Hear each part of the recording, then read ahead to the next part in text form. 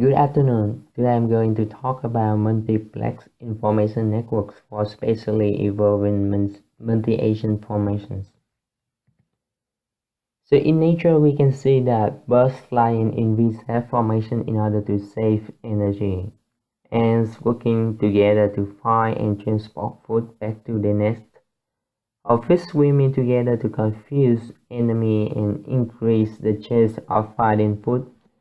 It's obvious that each individual has limitations in capability, but when they work together, they can achieve a much more complicated task. Motivated by this one, information control, we try to develop algorithms for a group of robots or UAV so that they can communicate and collaborate to achieve a common goal. The formation control can help us do complicated tasks in a short amount of time. They can also help us to reduce the consumption of fuel and energy. Also, we're working as a group, so the team will expand the sensing capability and therefore increase the survival chance. We can see that it's important to have an algorithm to form and maintain the formation during the missions. So some applications of formation control are the satellite cluster. Instead of a single object, now a satellite can be a group of modules flying together. It allows us to add personality to the satellite, also reduce the cost and make the system more robust.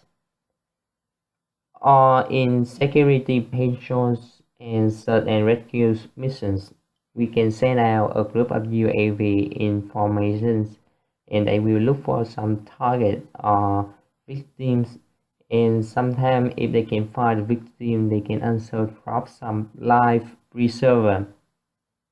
Or recently we can hear about the self-driving cars.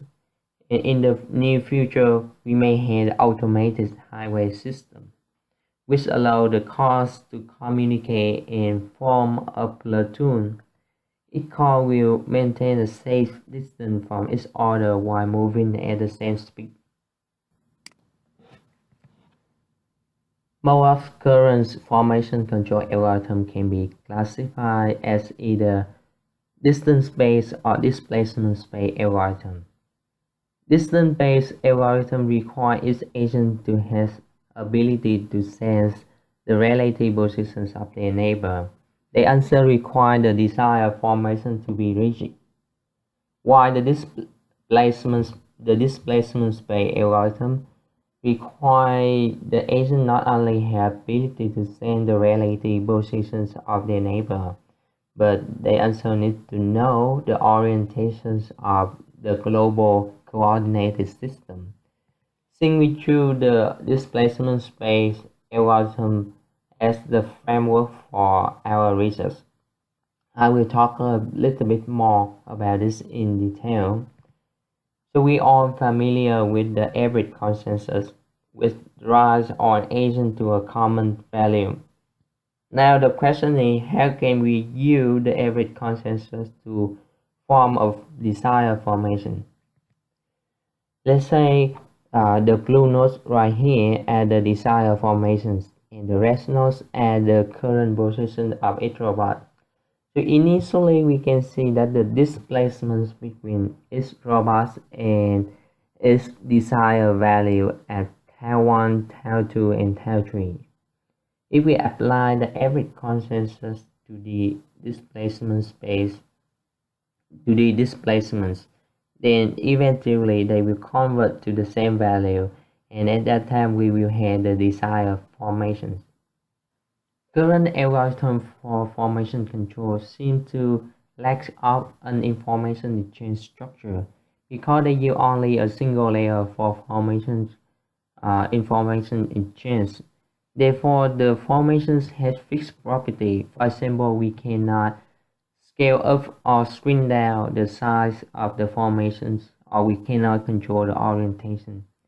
Even some algorithms with capable agents or leaders allow us to control the formation.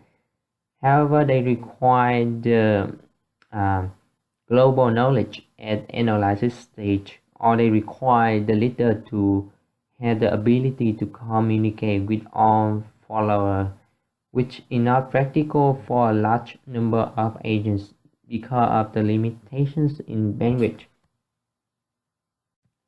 In this research, we propose a novel distributed control architecture using the multiplex information networks or multiple layers of consensus, which will allow us to manipulate the formation in a decentralized way. For example, if we want to control the size of the formation just through a leader, the leader is the only one that knows the desired scaling factor.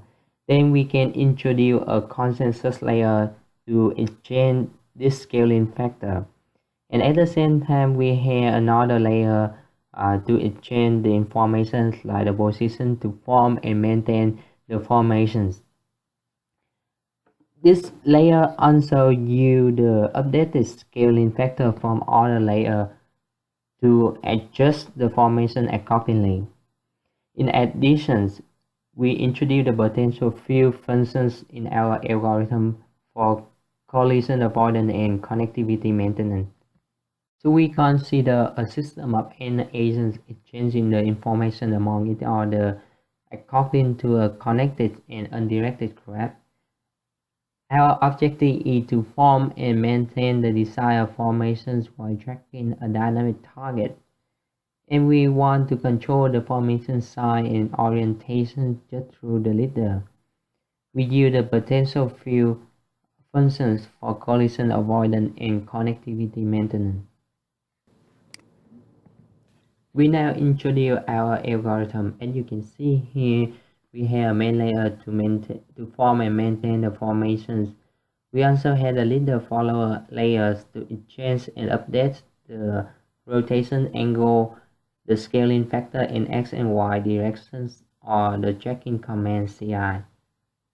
So the phi0 right here stands for the desired value, and ki equal to 1 if the agent I is the leader, otherwise is equal to 0. Therefore, the desired value right here is only available to the leader.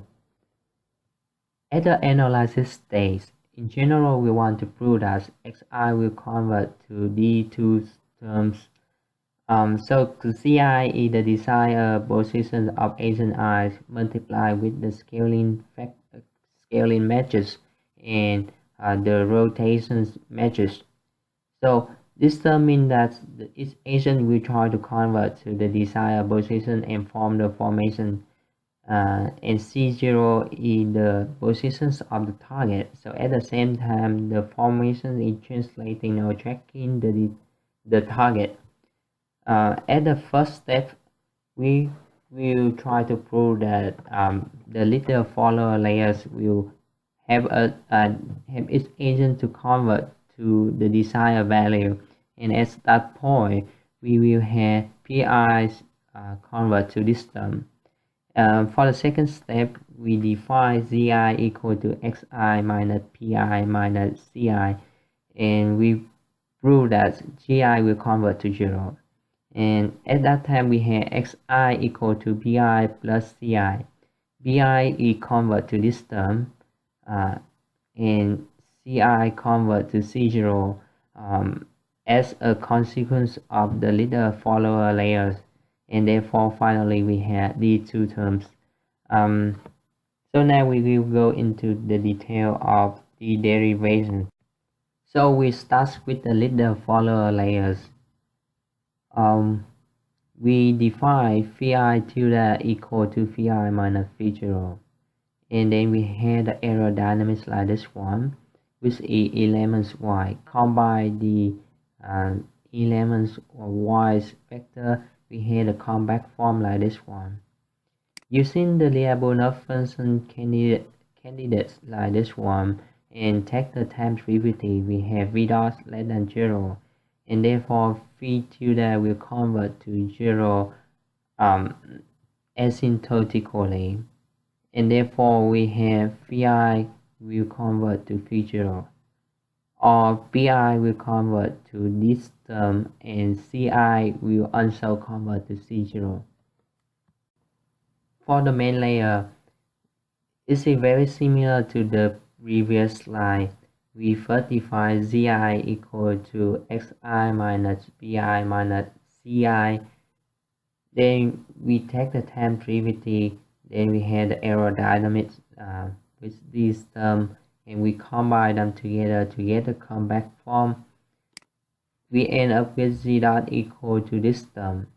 And as we know, the Laplacian matrix is positive semi-definite and K is just a diagonal matrix with 1 and 0 on the diagonal.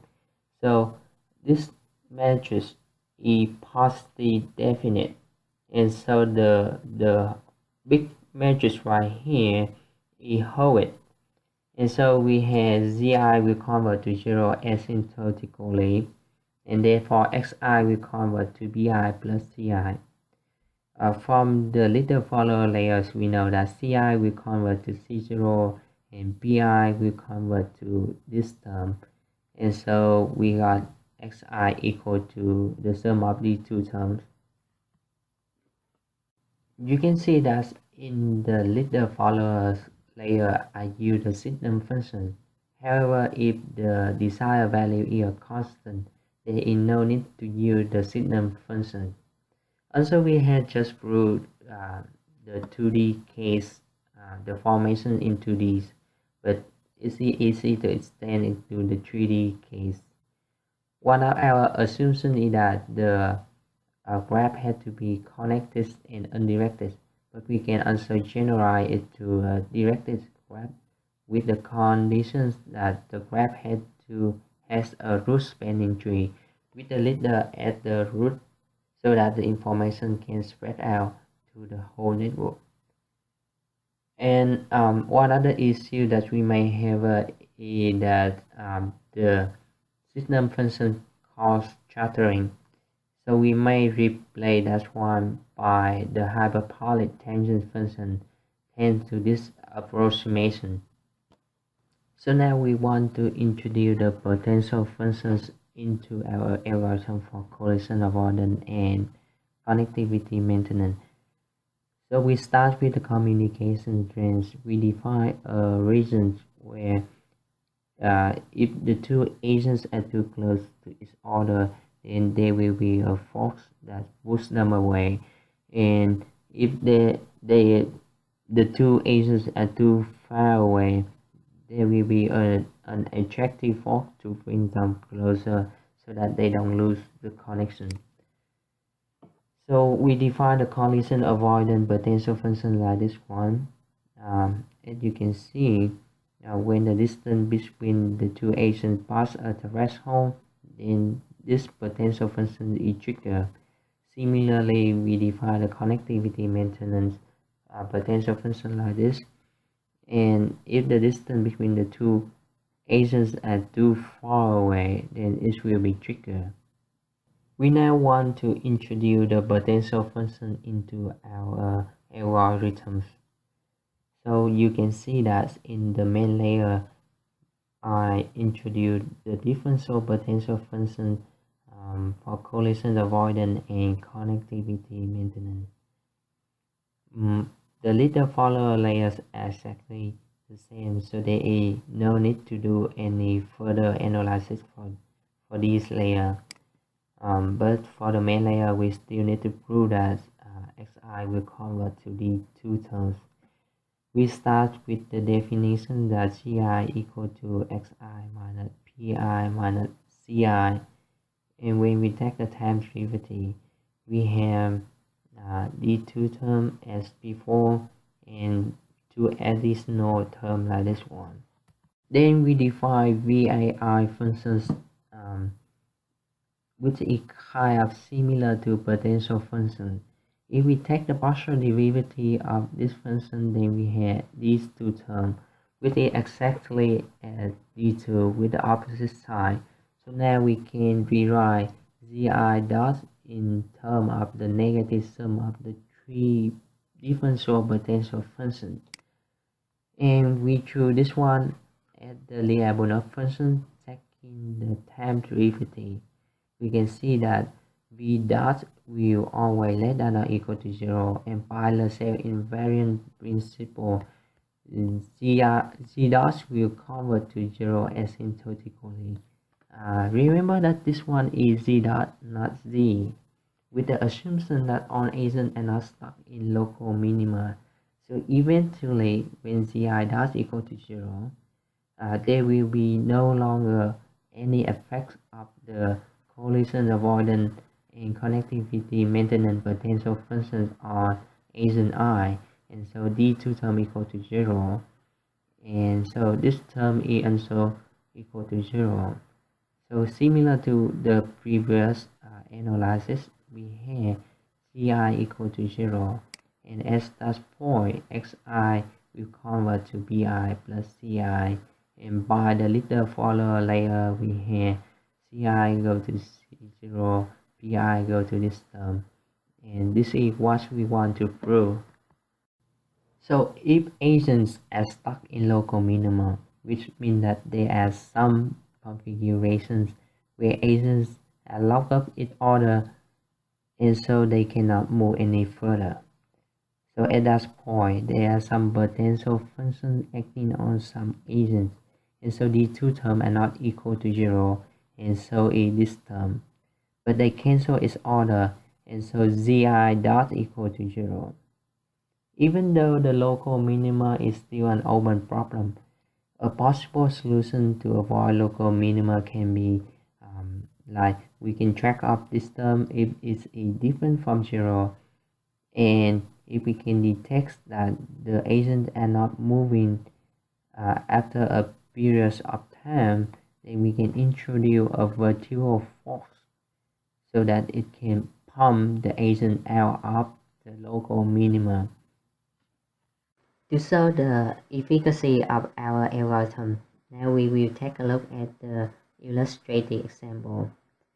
So we want a group of 5 robots to form a V-shape formation, and this one is also the communication topology.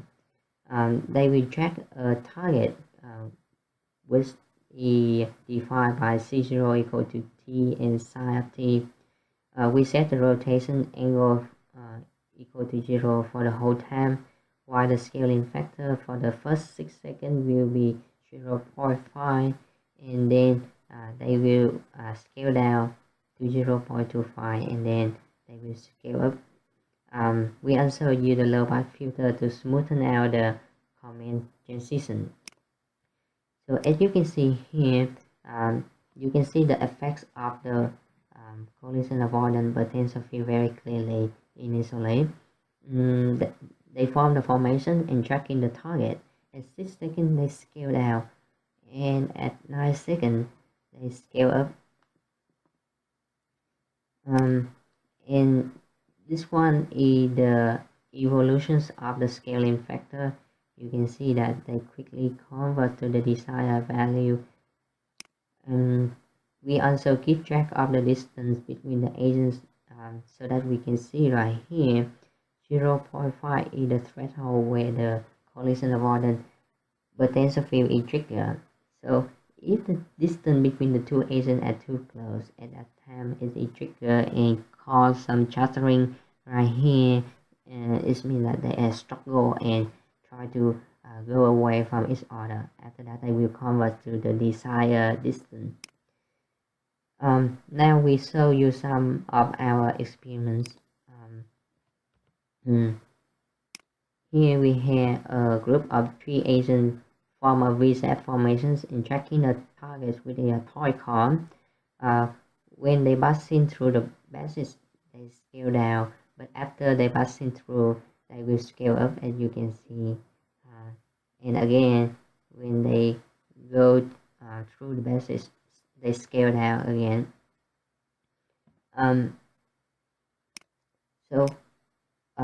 In this experiment, we also show that the formations is formed quickly tracking the target. We then rotate the formations and compress them in a in one dimension, and so they form a line formation to pass through a very narrow passage. After that, they will recover the V-shape formation, as you can see here.